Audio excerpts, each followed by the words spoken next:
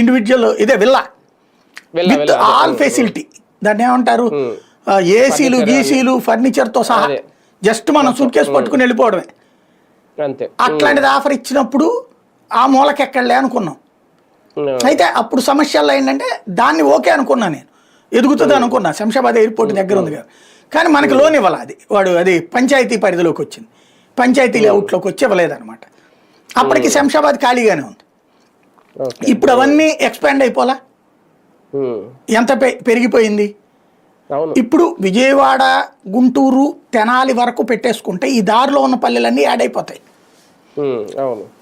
Growth కావాలంటే ఆ ఏరియాకి కూడా ఈ ఇన్ఫ్రాస్ట్రక్చర్ని డెవలప్ చేయాలి. ఇప్పుడు మీకు ఇవాల్టికి కూడా సికింద్రాబాద్లో ఫ్లైఓవర్లను రూట్ డెవలప్ అయింది. ఫ్లైఓవర్లు దాటిన తర్వాత ఇంకా పల్లెటూరు వాతావరణమే కనబడుతుంది అబ్జర్వ్ చేస్తే.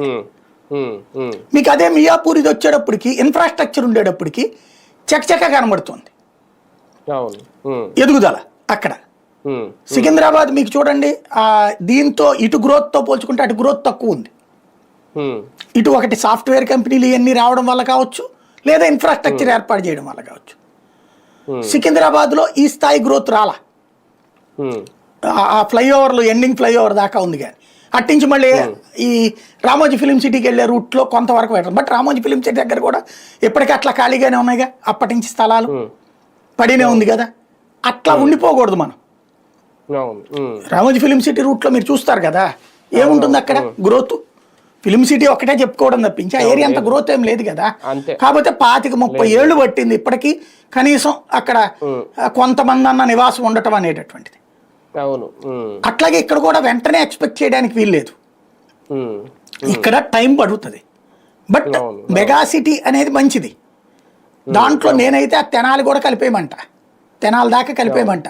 ఎట్లాగూ రింగ్ రోడ్డు అదంతా కూడా అన్నారు కదా, దాంతో మెట్రో కూడా సులభం అవుతుంది. అప్పుడు మొత్తం కనెక్టివిటీ బాగుంటుంది, అది మెట్రో పెంచుకుంటూ పోతే వెళ్తుంది.